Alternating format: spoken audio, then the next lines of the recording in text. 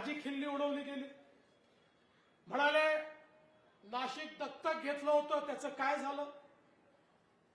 खऱ्या अर्थानं हो, या नाशिकमध्ये मी सांगितलं होतं मी नाशिक दत्तक घेतोय। मी त्यानंतर ही तक्रार नाही केली की मी नाशिक दत्तक घेतलं। 2017 साली आणि 2019 साली विरोधी पक्षाचा नेता झालो, 2च वर्ष मिळाले, पण याची तक्रार मी केली नाही, कारण तक्रार करणारे लोक आम्ही नाही आहोत।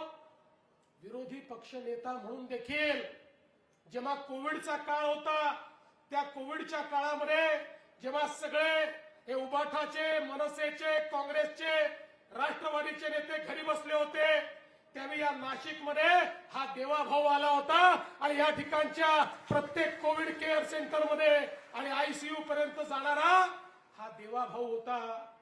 पण मला तुम्हाला विचारायचं आहे, तुम्ही किती वेळा नाशिकला आले? मी तर वर्षातनं 4दा नाशिकला येतो, पण तुम्ही किती वेळा नाशिकला आले? निवडणुका आल्या की नाशिकला यायचं आणि निवडणुका संपल्या की नाशिकला विसरायचं। अशा पद्धतीनं हे जे निवडणूक पर्यटक आहेत, हे निवडणूक पर्यटक आहे, निवडणुकीच्या निमित्ताने हे पर्यटन करणारे लोक आहेत।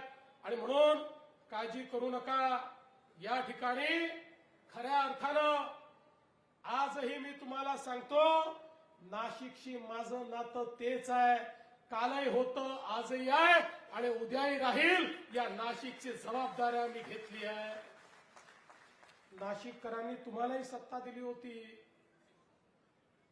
त्यावेळी तुम्ही काहीच केलं नाही। मी आजही सांगतो, ज्यावेळी कुंभमेळ्याची वेळ आली, कुंभमेळ्याच्या वेळी यांनी हात वर केले, काही करता येणार नाही म्हणून सांगितलं। आमच्याकडे वेळ कमी होता, पण गिरीश भाऊंनी आम्ही या ठिकाणी त्याही 2015च्या कुंभमेळ्यामध्ये यांनी सांगितलं महानगरपालिका एक पैसा देणार नाही। म्हणलं काही हरकत नाही, सगळा पैसा राज्य सरकारच्या वतीने देईन। सगळा पैसा त्यावेळी राज्य सरकारच्या वतीने दिला आणि कुंभमेळा निर्विघ्न पार पडला।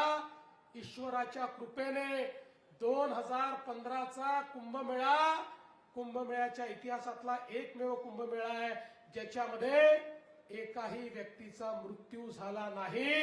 अतिशय सेफ असा कुंभमेळा त्यावेळी आपण पार पाडला।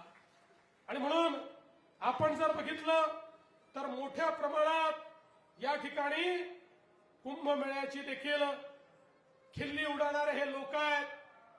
गंगेचं पाणी पिणार नाही म्हणून सांगतात आणि गोदातीरी येऊन या ठिकाणी भाषण करतात, अशा पद्धतीचे काम करणारे लोक आहेत।